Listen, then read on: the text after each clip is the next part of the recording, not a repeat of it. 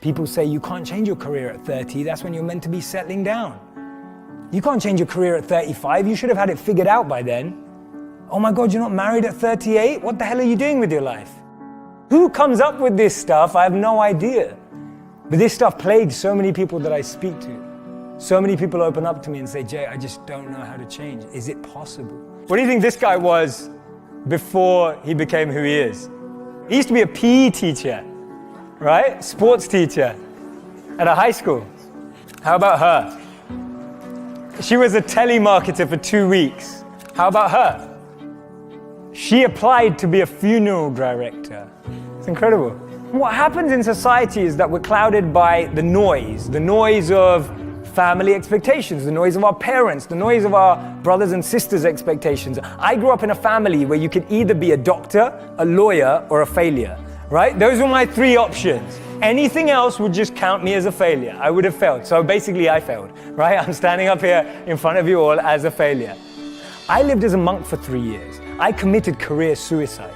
I turned down 2 amazing corporate job offers when I graduated from business school. I shaved my hair, I wore robes, and lived out of a gym locker for 3 years.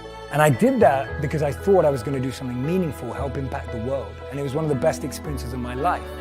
But more than becoming a monk, what that trained me to do was drop out with the rules. People told me, if you come back in 3 years, you'll never get a job. They told me, if you become a monk, people don't think you're weird forever. No girl's ever going to talk to you. People told me, they were like, well, when you come back to real life, like, will you even be able to talk English? And people were just really weirded out. I'm just like, okay, I think monks speak English. And there was so much different noise that I was hearing when I made that decision. And the funny thing is, from having not been a monk for 4 years now, I'm in one of the most incredible periods of my life that I could ever have asked for. And so much of that is based on the fact that I decided to do something different.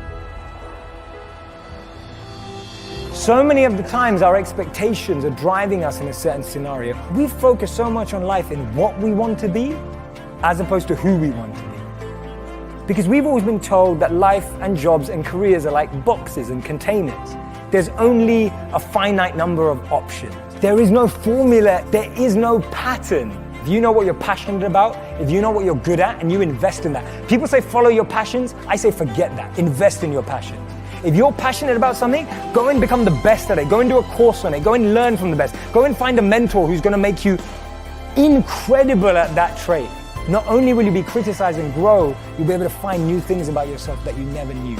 Don't trade who you are for who you think the world needs, because the world needs you to be you, and I mean that.